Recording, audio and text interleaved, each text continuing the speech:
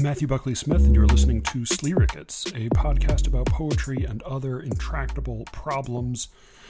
This week, I'm speaking with Philip Metris, author of, good Lord, who knows how many books. The most recent poetry collection is Fugitive Refuge, and he's now got a new book out called Dispatches from the Land of Erasure. We talk a whole lot about that. It's not a poetry book exactly, although it contains poetry. It also contains a couple of essays that I talked with him about, I guess, years ago at this point, on poetry and politics. We talk a lot about Palestinian poetry. He put together a really great selection of Palestinian poems. We talk about what poetry is for, how podcasts are bad for the culture, how poetry awards work, and what determines who gets them. It was a really enriching and enjoyable conversation for me to have, and there is nobody more fun to disagree with than Phil Metris. Like, he is. If you take little else from this conversation, you'll take away the impression that that he is the nicest guy in the world and I am a huge asshole. But I really enjoyed arguing with him about some of the stuff, as well as talking about some poems that we both really admire. That's in the first half of the conversation. The second half is up on The Secret Show. We talk about some more specific poems. We talk about his where he disagrees with Ahmed Majmudar, the secret to writing fiction, according to me, how poetry differs from journalism, and what kind of criticism he sort of issues a call for, or I prompt him or challenge him to issue a call for a certain kind of criticism, and he obliges me. They're both, I think, really juicy conversations. One of them is coming up in just a moment. I will also have links in the show notes, not only to Phil's books, but also to all of the poems that we talk about, and as well as the ones we didn't get to that he supplied links for, because there's a lot of stuff really worth digging into. Before getting to that, though, I have a little bit of SLEERICKETS housekeeping to take care of. First, I know you've all been waiting for Cameron Clark's Substack. It is finally out. You can go get just pure, uncut, fish scale quality Cameron musings. It is like very provocative and interesting and dense, and it's like brilliant while being slightly contemptuous in just the way that one might expect. It's called Minor Tiresias. You can go check that out on the Substack. I will put a link.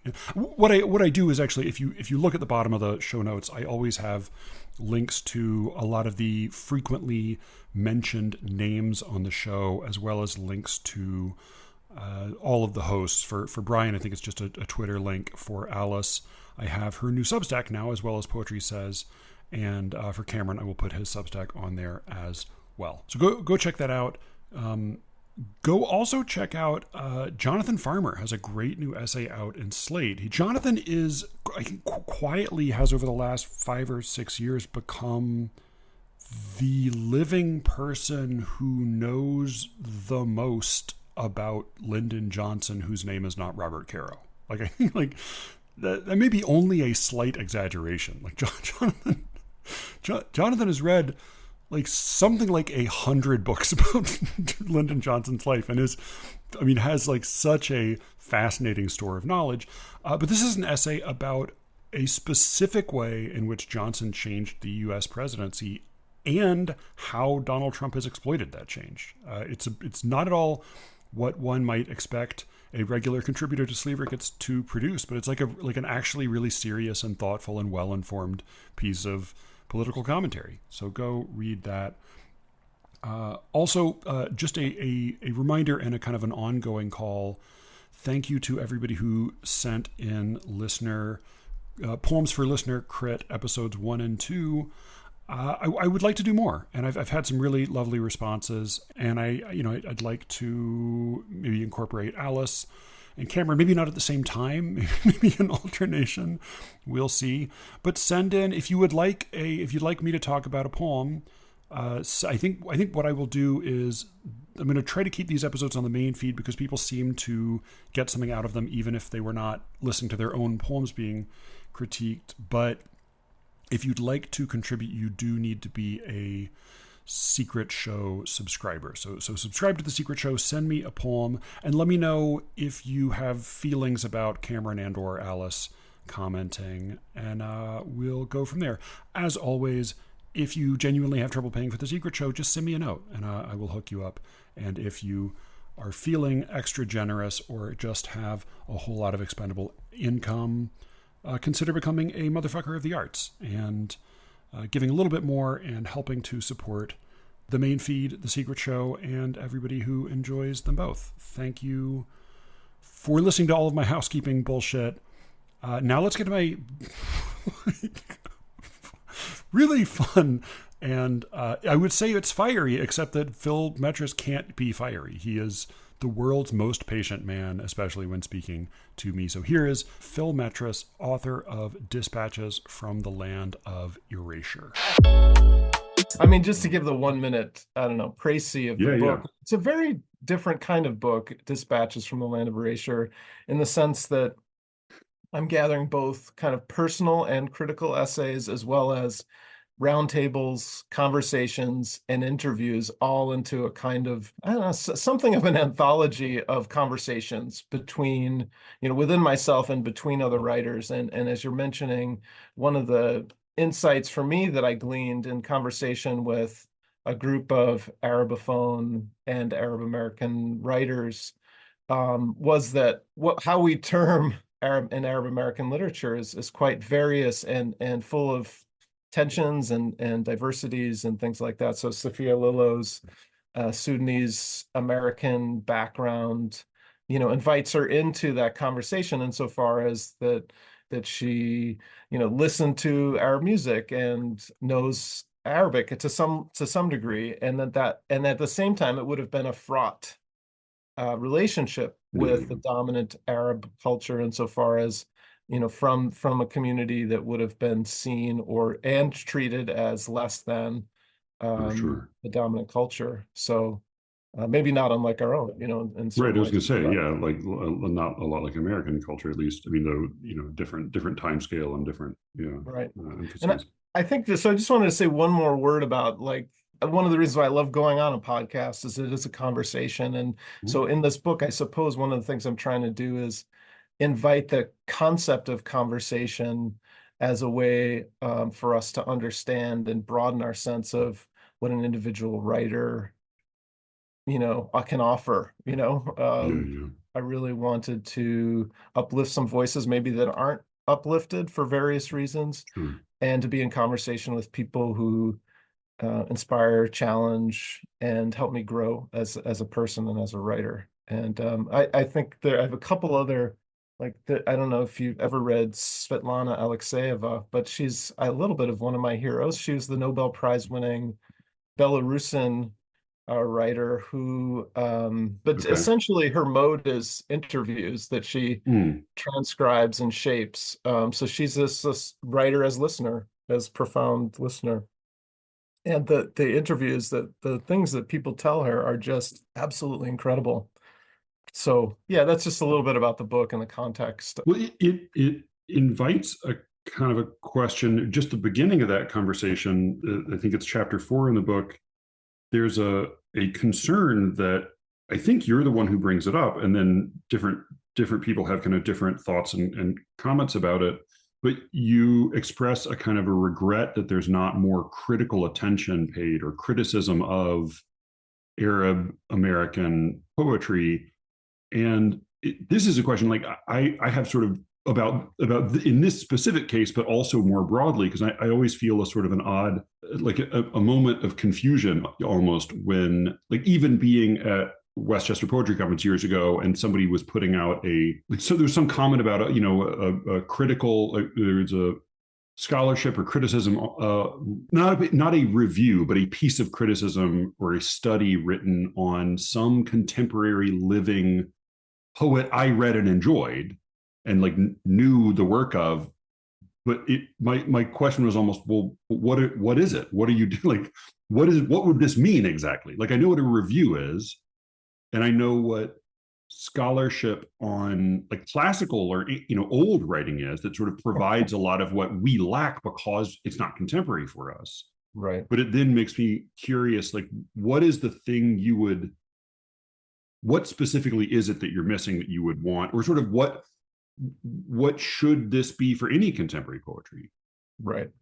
Yeah, I think the first general thing to acknowledge is that there's very little in the way even of substantive reviews going on or criticism going on in contemporary poetry at present, which is, I mean, it's astounding to me, truly astounding how even 10 to 15 years ago, there would have been a much more bracing conversation, critical conversation around works of poetry.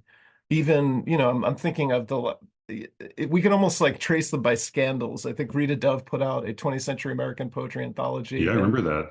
And both Helen Vendler and Marjorie Perloff went after her. Yeah.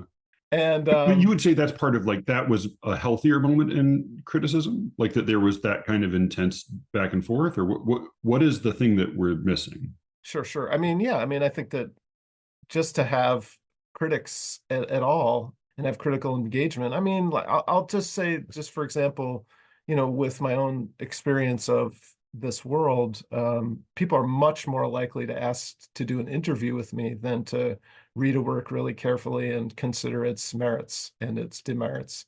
It's partly, like, I think, related to two other things. One is the decline of spaces in serious like newspapers and magazines for reviewing of poetry. So there's been a collapse of the sort of journalistic impulse, but also there's this growth of this para-journalistic mode of social media interaction, which is all based on kind of friendship and favors. And that to me is bad. It's bad for the art. I think it's bad for the art. I mean, But do ultimately, you think the art works reviewing was well. not that, though? I mean, wasn't reviewing always like friends trading favors? I mean, there's other parts of it as well. Like, it isn't. I mean, if you're right, the podcasting world, for example, is enormously parasocial. As on the consumption level, on the creation level, at every level. But I'm not sure it's more so than reviewing, was 10, 15, 20 years ago. Yeah. Well, that might be fair. I just remember, this is in my own practice, but just wondering, like, hesitating before I shared anything, because I had this sense of wanting to only uplift work that I thought was serious, like that I thought was good, rather than simply sharing anything that anyone sent me to gain sort of cultural or friendship capital. And I don't feel that as much in myself anymore, and I certainly think that probably very few people do.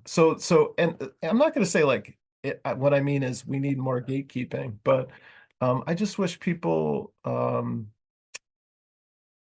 engage in a harder conversation about, what's valuable in poetry. And maybe I'm just not reading the right places, but I think, even Poetry Magazine used to have more reviews than it does now. But anyway, I mean, we're talking about a huge question, and that the more narrow question was, like, why hasn't Arab American poetry gotten much critical attention? And I suppose you could say, I think that for those of us who are, writing as, writing and are Arab American writers, actually this last year was a little bit of a watershed. The first Arab American poet won the National Book Award. That was Lena Khalaf Tuffaha. And there was another finalist, which was Fadi Judah. And, they're both Palestinian American writers. That had never happened. I think maybe one had been on the long list. So in all the years, and there have been some really good writers like Lawrence Joseph and Naomi Shihab and some others. So, just that, I mean, it's the lament of all artists, like, why hasn't there been more attention paid? But also this sense that, there's this political and cultural context in which Arab Americans exist, which is that their stories don't matter and that they don't, they're a problem more than some community to understand. So I think that there's there's always that wonder, and I can give you stories of times that I've been, excluded from things that are just wild. And I don't know why, because people don't necessarily always say why, Right. but it's But you very, but you think that there's that some of this has to do with specifically treating you as an Arab American poet. That's what you're being like. That's that's the occasion or the cause for their exclusion. Because you mentioned being like some really bad, what I think it was like institutional bad behavior. Where I'm not going to put you I'm not going to put you on the hook with your own university, but you referred to like some institutions sort of treating you and others badly in the context of specifically the crisis in Palestine, since 2023, sure. but this is more broadly like you've encountered. I mean, it sounds like what you're describing is discrimination based on your ethnicity. I think so. Yeah. I mean, yeah. Well, no, but I mean, but I would love to hear what that looks like, what that is. I mean, I'm trying to think if I was gonna say you don't want to cut your own hamstring depending on because I know, because again that there is this world of relationships and favors, so I don't want to get you in trouble, but I would love for people to hear what this experience is. I was gonna say you could even take the specifics out of but it's so specific. Okay. Okay, all right. I would love to hear that, and I think it would be valuable for people to hear what actually in the same way that Alan Shapiro shared a story about some anti-Semitism he encountered, and I think people were, even in the context of a poet, he takes seriously and respects, but I think it's valuable for people to hear about these experiences they might not realize happen, in the present day. So, okay, I'll erase the particulars and just say I went through a process where I was coming up for a very cool public post serving, poetry. And I'm not going to get into the details of it, but apparently, and I learned this because one of the other finalists did a Freedom of Information Act request on the proceedings of the committee. Apparently, my name was put forward to the person, and this guy decided to choose someone else based on factors that I don't know, but I find very, very confusing. Okay. And this is someone who is in a position of power who has nothing to do with the poetry world, but okay.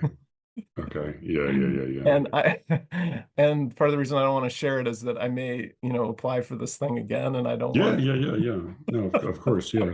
And we have experience with versions of that in North Carolina, where the public universities are overseen by this board of governors that's appointed Yes. At an executive level, and so you often have a conflict between what the university is trying to do, or people the university is trying to hire, and what the state is sort of stepping in to intervene in.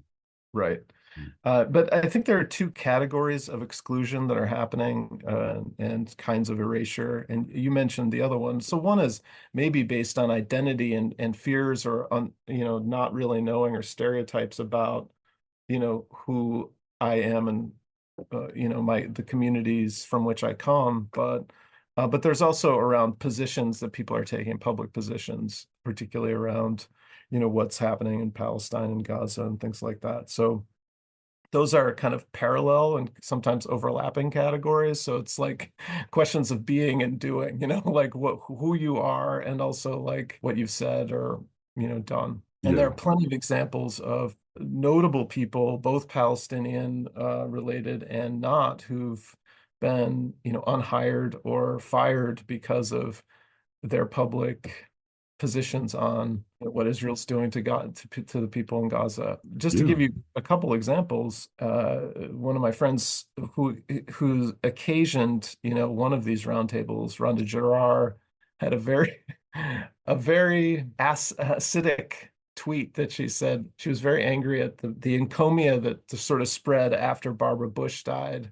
And she said something about how, well, she said it's a very, I think, very acerbic post of some of her racism. And she was almost run out of the university, and there were people coming on campus trying to attack her. it was a pretty traumatic moment for her personally. So that was one. There's another guy who literally lost his job. He was at the University of Virginia, and he got a job at the University of Illinois. Why am I forgetting his name? Stephen Saleta. And he got a job, but this is where the Board of Governors intervened. He got the job, submitted his resignation at Virginia Tech, and the Board of Trustees or governors at University of Illinois, after getting, pressure to not hire this guy in American studies, refused to give him a contract, and he lost essentially both his jobs because Jesus. Yeah. So I think he's a bus driver now. There are others too. Norman Finkelstein at DePaul was incredibly outspoken. Oh yeah, I mean I've heard a number of interviews with him. Yeah. DePaul didn't give him tenure, and it was because he had publicly attacked Alan Dershowitz's research. Dershowitz wrote a book called The Case for Israel, which largely draws upon a source that is very suspect, and Finkelstein accuses Dershowitz of basically plagiarizing a hoax text, like in a nutshell. Yeah. And Dershowitz was so infuriated by it, he put a lot of pressure on DePaul not to give this guy tenure, and DePaul caved. So he's also out of academia. So there are plenty of instances of real consequences of people whose outspokenness and arguably incivility, but certainly I think just positionality led to their being fired or whatever. So and now we have people in this country being disappeared because of their activism around Palestine. So yeah, which is incredibly alarming. I mean, it's the thought that I've had on the scale of the killing in Gaza, as well as on the smaller but still alarming scale of the deportations in the U.S., is there's sort of one level of debate where there's sort of, well, what's the culpability of one side? What are the excesses and the various people protesting Israel? There's some of that rhetoric is really horrible at times, is really extreme at times, but then the problem is, once you start massacring tens of thousands of people, that's the headline. Like that's now that's going to be the headline. Similarly, like there's some student protesters who had some really, alarming rhetoric, or there were some instances of anti-Semitism. However, once you start deporting people, that's the headline. Like that's the thing to talk about now. It's really alarming. Yeah. I mean, in the way in which this administration has weaponized anti-Semitism to forward its own goals is going to impact everyone. It's going to inflame anti-Semitism. It's going to, not allow possibilities for ending the violence and the rest of it. So, you won't get any dispute from me that, like all social movements, it has. I'm sure it's a mixed bag. It's negative stuff. And the bigger it gets, the more mixed it's going to be. I mean, the more the more people. Then, it's become a lot bigger in the last several years. Right, and then there's the phenomenon of the sort of agent provocateur thing, where there are people who actually are trying to sink a movement by giving it a bad name. So I mean, when I think about the small consequences that I've experienced, they're minuscule compared to people like Stephen Saleta and Miranda Girar and then people like Mahmoud Khalil, who's facing deportation. His wife just had a baby. He's in a jail in New Orleans. So there are I suppose layers and levels of this, and I say it laughing, but not. Yeah. So I think that this lament comes out of the sense that it's not just the usual kinds of scant attention that we as poets might experience, but it's also the sense that the culture can't take it. Has no ears to hear what somebody like Lawrence Joseph or Lena, Khalaf, Tuffaha might have to say to us. who we are, right? As much as, who, and by we, I mean who we Americans are, as much as who Arab Americans are, or the Arab world is, or anything like that. So, can I propose maybe a thorny thesis about this? Because I do wonder a little bit, like reading, because I was going to say there's a lot I really agree with you on, and then we can definitely dig into some areas where I know we disagree. But like I noted in your introduction, you talked about this, not this most recent AWP, but the one before that in Kansas City. The board of the Radius of Arab American Writers made a creative intervention. This is from your introduction. Made a creative intervention, sending every panel member an email inviting them to read a land acknowledgement statement that would also recognize an active genocide taking place in Gaza against Palestinians. And you said in both panels in which I participated and in every one I attended, the moderators read this statement. On the Friday of the conference, Tariq Lathun, who has family in Gaza, led a rousing protest through the book fair and on the streets. I mean, what this suggests to me is that, as does, as like the conversation you have with these Arab American or Arabophone poets in chapter 4, which is just one of a few conversations in the book, all but one of these people are university or, have posts at universities. What it's suggesting is that there is at least an arena, and maybe the creative writing arena, maybe the academic arena, in which there is some conversation about this. It's not like if every single panel read this statement, it's not that there's no conversation about it. My kind of cynical thesis is that what I don't think is happening is that the only thing people in academia or in the poetry world want to talk about is traditional straight white Christian poetry, but rather insofar as the the world of the humanities and the arts likes to embrace diversity, it likes to do so in a way that doesn't require changing structural conditions. It doesn't require making real changes. And so there are certain kinds of embraces of diversity. And I think as I've said before, like I think there's a kind of a celebratory form of racism, which is to say like, oh, we're going to, maybe all of the people in this, this year's shortlist are going to be people of color, but we're doing so in a way that is in order to demonstrate how virtuous we are. And we're not really as interested in digging into your poetry or discussing merits and deficiencies as we are in making a show for our own benefit.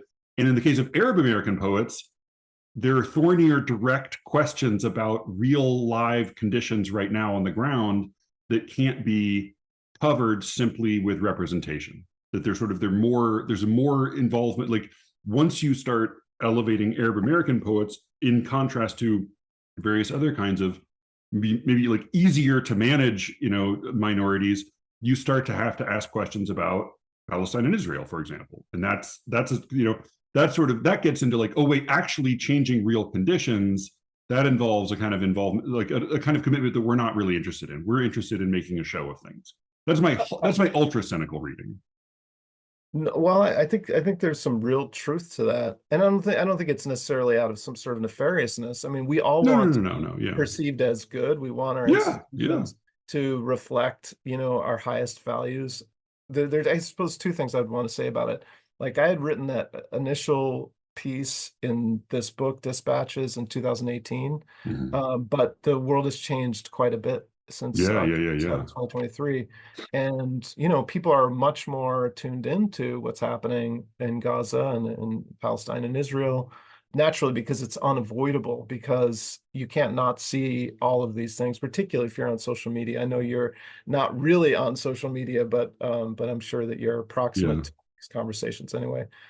So I think that the world has changed a lot, and I think the thing that I appreciated most about this little small intervention that Rawi made was that it induced conversations, and then people had to again go through a kind of a calculus, a moral or political calculus, like what do I believe?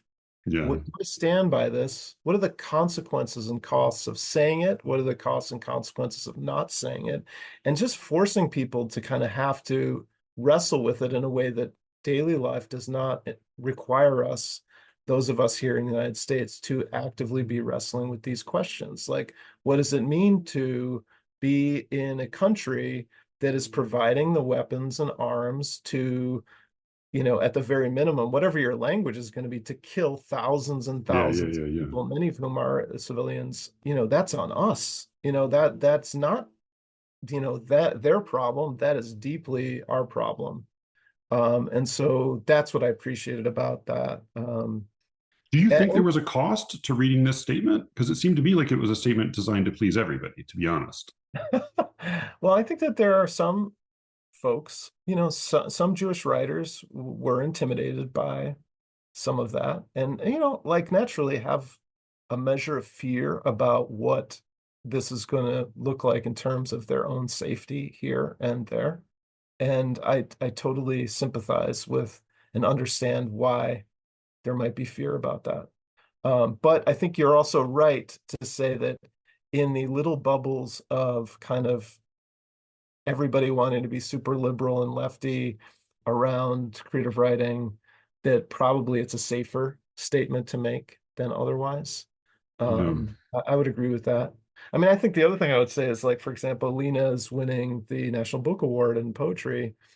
This is the first year I actually recognize that prizes are also institutional attempts for credibility or association. And I don't think I ever sort of understood that before. And what I'm saying is that it's not simply we are going to award the best book of poetry. They're also making statements, and that they're also trying to accrue a certain kind of cultural value back to the award rather than being unidirectional. This is like the Nobel Committee, as Jonathan pointed out, the Nobel Committee giving Bob Dylan an award was like, well, you got the priorities the wrong way around. He's way more famous and influential than you are. You're just scrabbling at the hem of his garment. Exactly. So while I may agree with the choice, the choice to celebrate that book, I also am just aware of how these institutions want to remain credible and culturally relevant, these institutions of prize and award giving. And I don't think I'd ever seen it as clearly before. And maybe I was just starry-eyed about these institutions, but man. Come to the dark side, Phil. You've been cynical about this for years. and I think that your bigger question is the most painful one, which is like, I mean, on the one hand, what can we poets and our poetry institutions do that might make any jot of difference to, say, a person in central Gaza right now? And these are deep questions and hard questions. I mean, the answer that a lot of the folks who've been involved in activism in literary spaces is to pressure places like the Poetry Foundation and other institutions, PEN America and others, to speak clearly on behalf of writers who are being attacked, to divest from arms manufacturers. Right. In terms of their massive amount of foundation monies that they have, and to really kind of be clear, make public, but also material stands.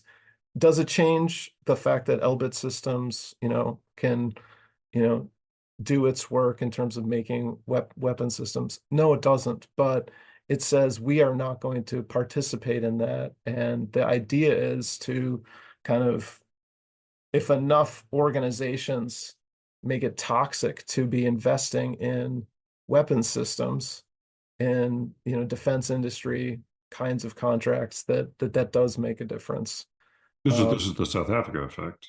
Yeah, in the 90s. Totally. Yeah. That's been the attempt to make things material rather than symbolic, as small as it is. So, I was going to say, what you just said just now actually helps me understand a little bit better a point where I do think my instincts are really in the other direction than yours, because you talk about some very specific concrete actions that seem that strike a nerve. You talk about calling congressional representatives. You talk about see an ethic of mutual aid emerge where people fed and sheltered each other, was to witness a vision of a better world.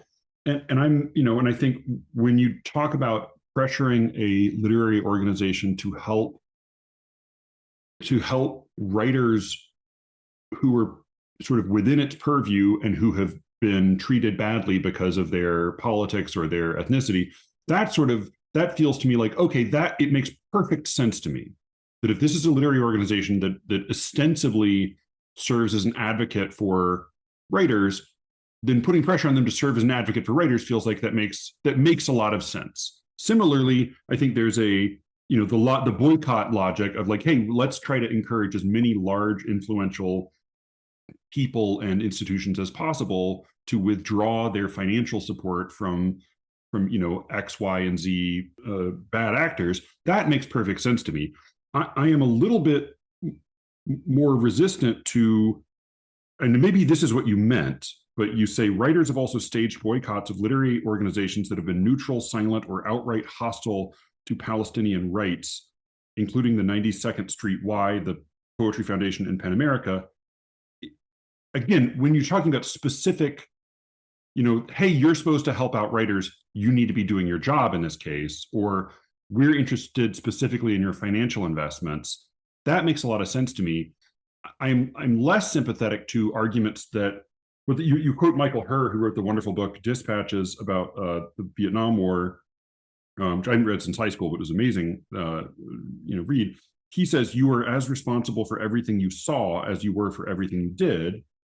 And there's a real truth to that. Of course, the wider truth, particularly today, and I think the Vietnam War was famously the first war in the US that was televised, and it really changed the way that the public responded to it. But that effect has been multiplied 1,000-fold today. I mean, you can say we're responsible for everything we see, and maybe in some, cosmic Christian, Camusian, Islamic, deep, philosophical sense we are. But the truth is we see everything. And you talk about like the challenge for this moment or today or right now, and that rings very true. And I think I'm totally sympathetic to a writer who says, hey, I feel compelled to act right now. I can't stay silent. I have to do this. I have to speak out. I completely understand that. I completely sympathize with that. What I don't sympathize with is, hey, everybody else, this is the moment. Right now, you are not doing your duty if you speak about something else. The Noor Hindi poem. We can get into the poems, by the way. I have a lot of I love some of these and I hated some of these. I have a lot of strong feelings about them. But like the Noor Hindi poem, "Fuck your lecture on craft, my people are dying," was like very affecting as a dramatic monologue. As an argument, it's ridiculous. And I think this sort of this argument that like, hey, you, the colonizer, are talking about things other than Palestine. Virtuous people are talking about Palestine. I think my problem is like, well, it's always this moment. It's always right now. There's every crisis is happening at every moment. And you could argue this is the most urgent crisis at this particular moment, but that begins to be a different question. Again, I'm very sympathetic to the argument that like, hey, I have to do something. I have to say something. I'm much less sympathetic to the argument that like, you are all wrong for not speaking about this right now. Because then I also want to say like, okay, well, but what about 2 years ago, 4 years ago, 5 years ago? Omar al-Akkad drove me crazy. I mean, his book is brilliant and wonderful, and I had very strong responses to it, good for good and ill. He drove me absolutely insane when he boasted about speaking very angrily about anybody who accepted an award in 2023 or 2024 who was not using his acceptance speech as an opportunity to speak out against Israel. But of course, he gave an acceptance speech 2 years earlier, and he talked about his family. It's very touching. It's totally human. It makes perfect sense. Were there no crises in 2021? It just feels like it's sort of bad thinking. Mm-hmm. But I don't know. You tell me how I'm getting this wrong. Let's read the poem. Yeah. The Noor Hindi one. Yeah. You were saying, I mean, part of what I really was interested in is like when you say you want more criticism of Arab American poetry, what, how do you mean? Because part of me feels like the etiquette right now is criticism in the poetry like this would mean praise and understanding and sort of elevation and platforming and saying, hey, look at how, like the articles that sometimes surrounded the pieces, you gave me a link, an amazing list of poems. I'm going to include those in the show notes. And often the articles surrounding those pieces were just elevating and praising them and speaking about how touching the individual how touching and important the poet's stories were. There was very little in the way of actual criticism of poetry. So I'm happy to engage in any of that. But do you want to read the Noor Hindi poem, or shall I? So let's either way. All right, yeah, I'll read it. I mean, again, like this was a poem that got some attention, and I totally understand why. It's very beguiling in a certain sense. This is a poem by Noor Hindi called "Fuck Your Lecture on Craft. My People Are Dying." Colonizers write about flowers. I tell you about children throwing rocks at Israeli tanks seconds before becoming daisies. I want to be like those poets who care about the moon. Palestinians don't see the moon from jail cells and prisons. It's so beautiful, the moon. They're so beautiful, the flowers. I pick flowers for my dead father when I'm sad. He watches Al Jazeera all day. I wish Jessica would stop texting me Happy Ramadan.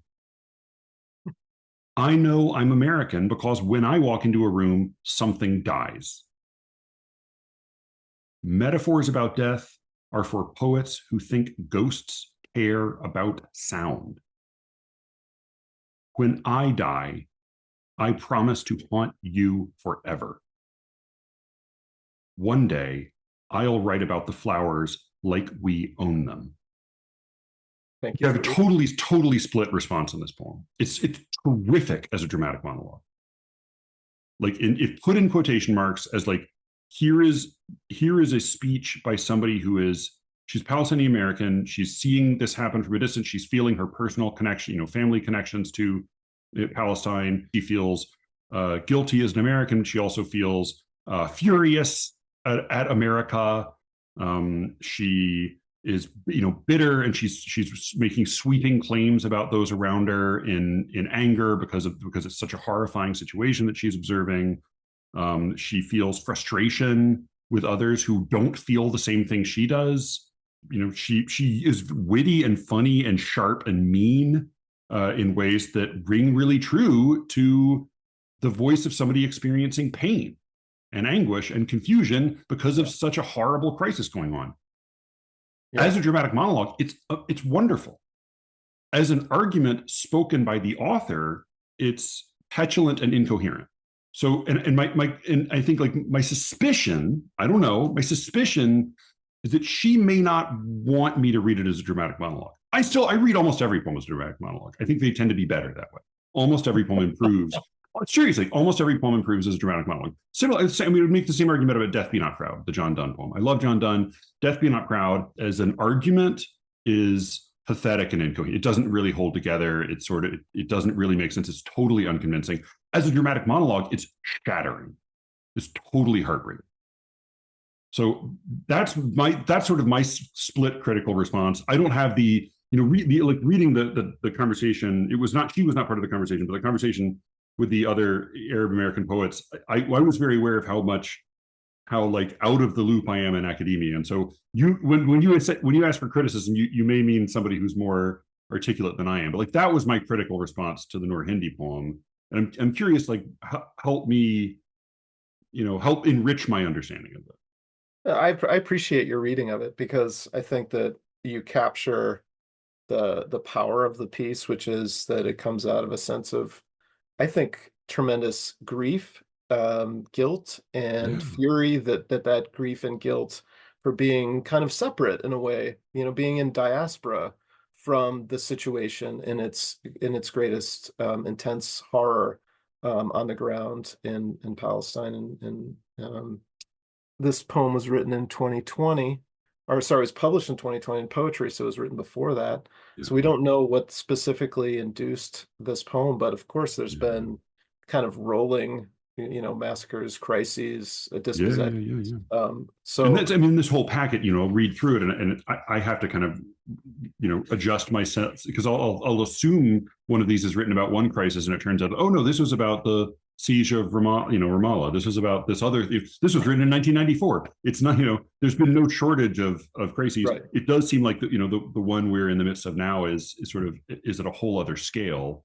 And so it draws, it's like a gravitational force. It draws in all of these other poems of protest and grief. Yeah. So I think you really do capture the kind of the elixir of the poem, its power.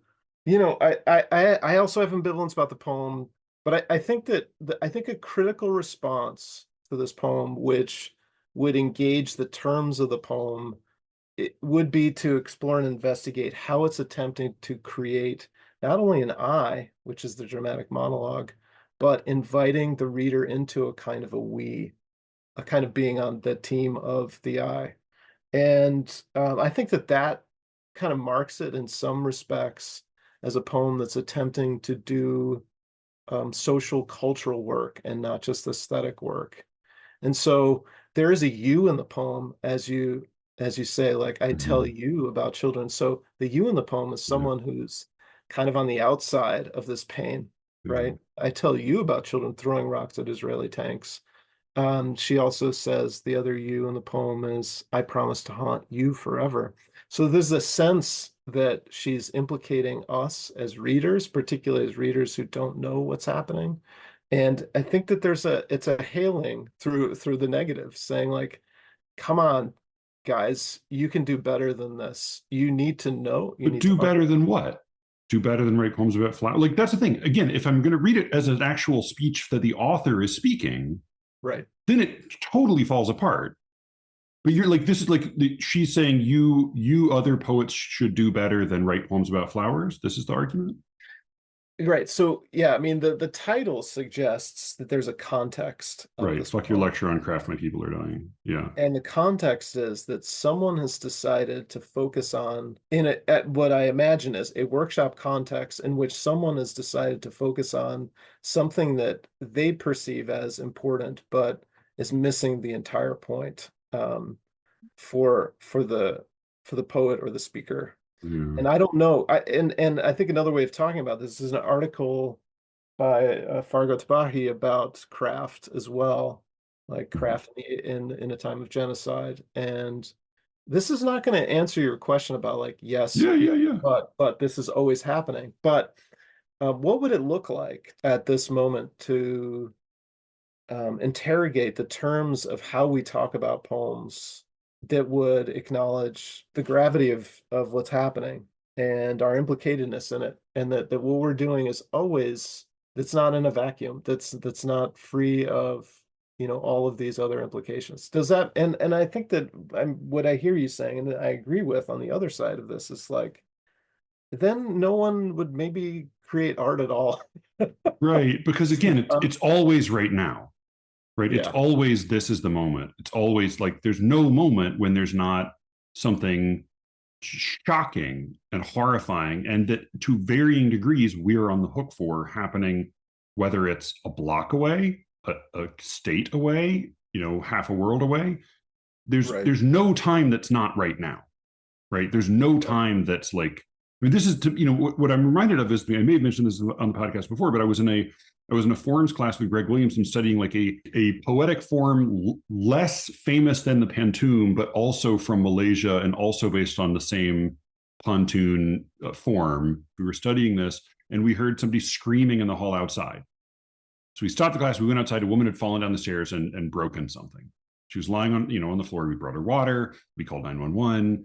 We, went outside and waved in the EMT, and he brought everything he had. He had a stretcher, he had a backboard, he had a neck brace.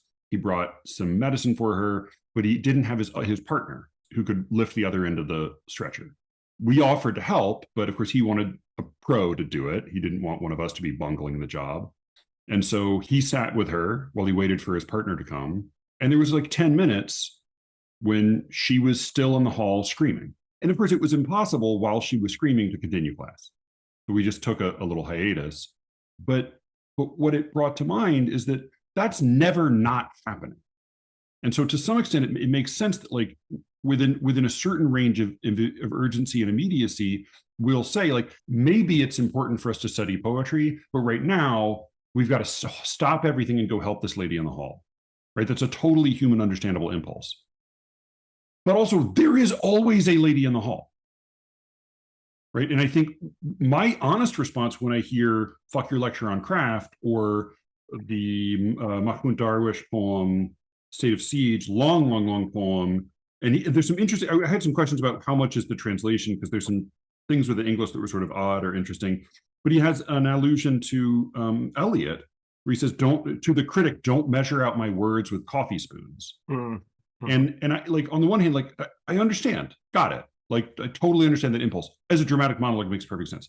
If this is you as a poet speaking, or when I hear people speak, sort of actually making a claim about how, like, we need to stop worrying so much about craft and criticism and start dealing with, like, the material realities of the, to me, that reads as like, well, you don't actually care about poetry. You're downgrading poetry, because you wouldn't do that with plumbing. You wouldn't do that with medicine. Right. There are arenas in which you wouldn't do that. But I do think that, like, a way in which, I, like, right now, all of my hostility and anger and righteous indignation is aimed at the right.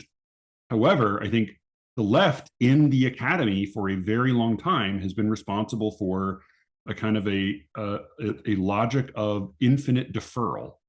Like, well, we can talk about, someday we'll write about, someday we'll deal with poetry, art for art's sake, but for now, the struggle.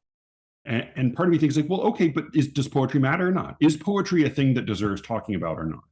Right. Because if it does, there will always be a lady in the hallway. Always. There's never not a lady in the hallway. Yeah, I mean, I think this poem there's a certain self-awareness about, what's the word? The fact that she's chosen to write a poem about it. Yeah. As opposed to, right. I don't know. It's not written on a rock being thrown through a window. Right. It's not. Yeah. But the other thing you're pointing out is that this poem is written in this context in which we feel like, the example you gave is a very specific, anchored one of someone experiencing pain nearby. Yeah. The way in which we're on sort of Michael Harris dispatches on steroids, the way in which we're constantly invited into a representational ecosystem where we're proximate to people's pain that we can do nothing about all the time is incredibly, at the very least, enraging. I think mentally destabilizing for a lot of people. So there's this everything everywhere all at once. Pandora's box that we are currently in right now. That's really distinct and unique. And I think that this poem is written in the pressure of, like, not knowing how to respond to these conditions in a meaningful way. So I think that, like, sort of the readings that we bring to this kind of contain both the poem's power and its self-contradiction. And I imagine Noor feels similarly about it, insofar as it got a tremendous amount of attention. Like, what do you do after that? I still want to be writing something. And I should say also, kind of a parallel to that, there are a lot of people who would, including myself, who felt like I couldn't really write anything meaningful because I couldn't get any separation I couldn't get any sense of distance or language around what was happening. And so there are these moments of, I think, artistic suspension where people who are naturally attempting to create and sort of, I don't know, to try to make sense of the world, or intervene on the world through our language, have been paralyzed by what's happening. So I think that all of this stuff around the poem is very much a context that's new, actually. Of course, pain, suffering, autocracy, genocide have always existed, but there's this weird way in which our mental relationship to that knowledge is a little bit different because of our stitched together kind of digital world.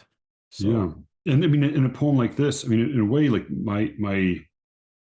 my cynical suspicion is that what I can imagine would have really frustrated her as may have been similar with the land acknowledgement at AWP, is that there are some people, and I totally recognize this impulse in myself, who want to be decent people and especially want to be seen to be decent people. And if you hand them like, hey, you've been feeling anxiety about this crisis in Palestine, I'm asking you to read a land acknowledgement before your panel. Oh, great, perfect, great, I love it. That now I've got something to do. I'll say the land acknowledgement, check, done. I feel anxiety about Palestine. I'm on Twitter. Oh, I can share this poem. Great, perfect, done, check. And in a way, it becomes a way to absolve people. It's like the Zizek line about like you go to Starbucks and you pay for your guilt for going to Starbucks by buying the beans that already include their own, it's like half the products we buy now like include their own carbon footprint as part of the price. So this is kind of one of those activities like, oh, I can purge my guilt by doing this thing that is pointing to the triviality of this thing I'm doing. Right. Yeah, but I think one of the presuppositions or wonderings you have is whether whether Noor would accept the terms that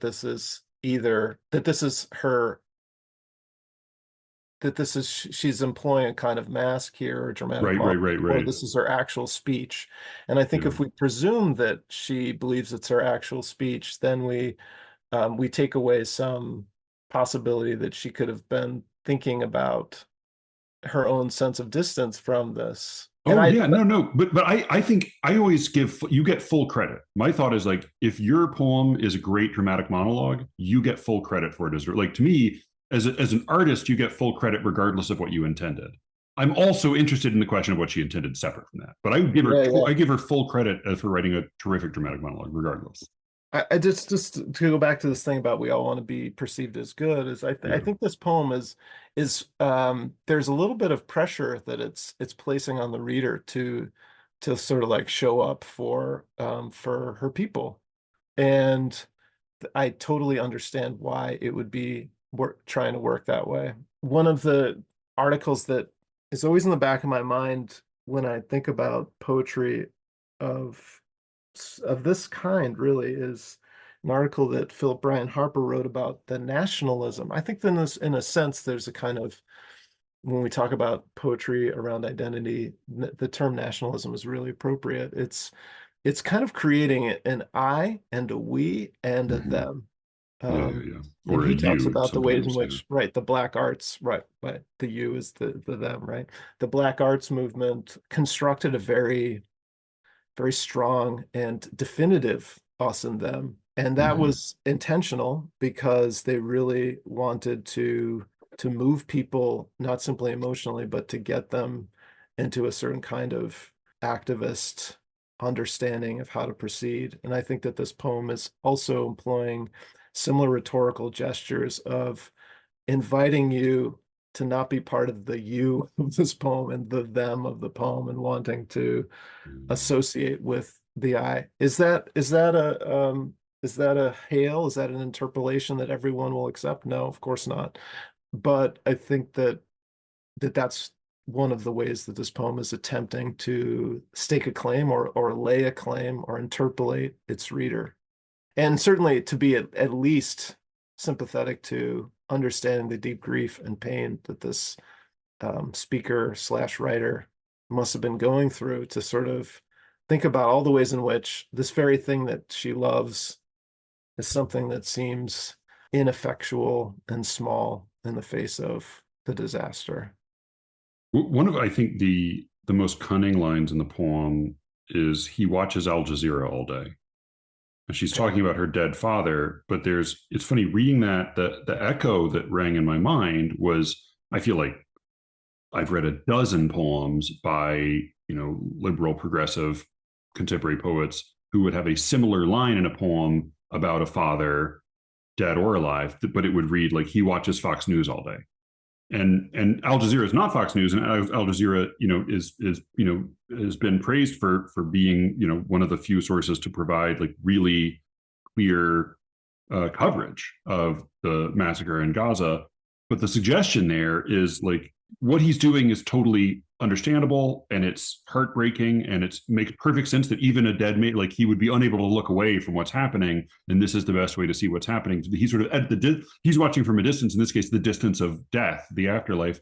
But the other subtle suggestion is, like, that's not doing much to help things. So, like, if your response to this poem is, oh, okay, yeah, I should really subscribe to Al-Jazeera, like, that's actually not doing very much. That that it's a little bit of a double-edged acknowledgement. An observation I had, because I was trying to ask myself, like, okay, what do I think these poems are trying to do? What do I think, like, the goals of these poems in this packet are? Right.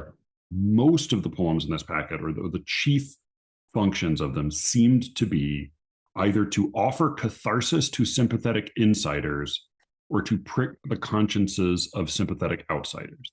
To me, that seemed like the main business the poem seemed concerned with. I think that's a pretty fair reading of it. Yeah. Just to go back to that line just for a second, it's so fascinating, because we think, okay, our father's dead, and the next line, he's not dead, or he is dead. And so I think it's such a curious, smart way to think about, is he not really alive because all he's doing is watching this disaster unfold, right? Or is he actually dead, and we imagine a ghost who can't stop watching the news? In either case, it sort of gives us that feeling of the living death that she's going through as well, right? I mean, and like most really good maledictions, it's funny, right? Like, she's funny, right? That's part of what gives it its sting. That's a really good point. Yeah. Happy Ramadan. yeah, right. So in answer to your question, like, what is the what are the purposes of these poems? I really like that. I mean, that's the old cliche about offering balm to those who need to be consoled and to prick the I mean, that I forget the exact to comfort the afflicted and afflict the comfortable. Yeah, exactly. Which was it was some line in something that was supposed to be about journalism, I think. Right. Yeah, and I think that's not a mistake, that the work of journalism in some respects is to do that sort of thing. So I think there's kind of sub areas or topics of that. I think I gave you poems that had activistic aims too. That considering Palestinian literature, I have a book here that I didn't reference, but this massive tome by Salma Khadra Jayusi, edited by her, called Anthology of Modern Palestinian Literature. There's a lot of stuff going on in these poems, and it's not just about conflict or dispossession or colonialism.